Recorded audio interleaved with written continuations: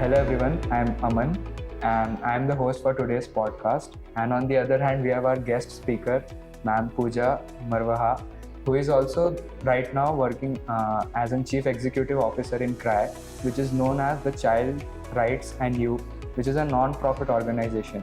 Ma'am joined CRY in 1994 and from that, Ma'am has rose to the topmost level and has never looked back. And with this, ma'am, first thing I would like to ask, as soon as I heard the organization CRY, it was all about the, like for the child and many more things. So I would like to hear it from you, ma'am. What is CRY all about? What is your vision, the organization's vision, mission, and how does it work overall in the process and everything? Okay. So CRY stands for CRY stands for Child Rights and Youth. So inherently, it's telling you what we believe in, that every child has a right to have a happy, healthy, and creative childhood. But CRY's vision and mission goes beyond just children. As in, we talk about the fact that in order to have a happy, healthy, and creative childhood, we have to create a society that centers children in the middle of its decision making. So there is a lot of focus in CRY on ensuring that all of us as adults, and we are an Indian organization who are focused on Indian society and Indian children, are saying that every Indian, we believe, we as an organization are here to enable everyone to find action to take, to be inspired to take action for children, so that eventually children in India can prosper. So all our work is centered around that. And if you look at what we do, we work in all the 4 areas of the UN Child Rights Charter, which means we work in education, we work in health, we work with protection of children from child labor, child marriage, trafficking, etc. As well as we work a lot in the area of children's right to have a voice and participation. So what we call building children's agency. So we work in 19 states now, and we have been around for 40 years plus. So we have impacted millions, at least 3 to 4 million children. The model is to work with those children who are marginalized in many ways, what we call intersectional marginalization. So most of CRY's work is rural, and it is in far-flung areas across the states. We select where we are by the human development indices, wherever they are worst for children. And ma'am, I would also like to ask the path which you have chosen. Many people hesitate to choose. So there was any instance or incident in your past which made you choose this? I don't know if there was any one instance, but when I was doing my MBA, I think the way that was structured, we had to do a lot of social work subjects and social work as well. And I think that was my first exposure to the kind of deprivation that so many of my countrymen were facing, and that I, perhaps as a young, privileged, middle-class child, was not aware of. And that visit to that village in Jharkhand actually really sparked off the thought.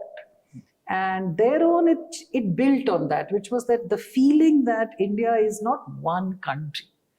It is one country for people born into privilege like myself, and it is quite another place for people not born. And so that kind of made it feel to me that if I wanted to have a life well lived, I had to do something about this. Okay. And ma'am, as you know, today we had a this conference on women gender inclusion. So ma'am, what would you like to tell on that? I really want to say that in our work, we have seen that, if I say CRY works with children who are marginalized by maybe poverty or by caste or by race, this marginalization becomes multiple when it is for a girl. And we see that the requirement to have that gender focus, because girls are facing even more obstacles Whether it is in whether they are allowed to stay in school, whether it is under the name of protection they are married off or they are pulled out of schools, and how their futures are absolutely destroyed. And I think because we work on children, we also see the impact of that on children. There is an intergenerational impact, right? A girl is married too young, the child that is born to her, she was too young to bear, that child is malnourished, that in turn will lead to lower incomes. And it's just a cycle that you cannot break unless you focus on ensuring that every child in this country, regardless of gender, has an equal chance to have a life.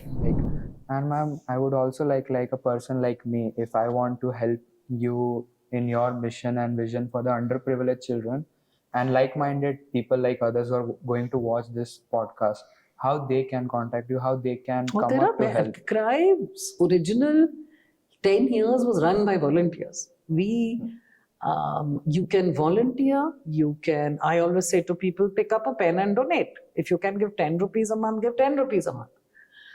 Don't just sit there, give your 10 rupees a month. Go and volunteer if you wish to. Volunteer, but volunteer carefully. Don't go and say, I want to teach children. You may not know, you may not be a good teacher, but you may be good at what you are learning. Yes. Can you donate that skill? Like a lot of NGOs need people to come and, for example, work on data or work on communications or run a podcast for us or, write for us. Yes. And so there are many, many ways to contribute, I believe. And at the least, I would urge you that when every space that you are in, if, for example, you hear somebody putting down a child, if you hear somebody insulting somebody because of their religion or whatever, pick up your voice, speak about it, right to speak, stand up what is right at the least. So I would say there are many things that we can do. If every one of you don't have to come and join an NGO, right? There are many things that you can do in the context of your own lives. Thank you, ma'am, for your precious time. You're and welcome. For the precious guidance for the young mind, because ma'am, today's young minds, half of them are going after the prestigious status and everything, because nowadays you also know the social media has created a wall which hides the hidden truth and which shows the fake reality. So thank you very much.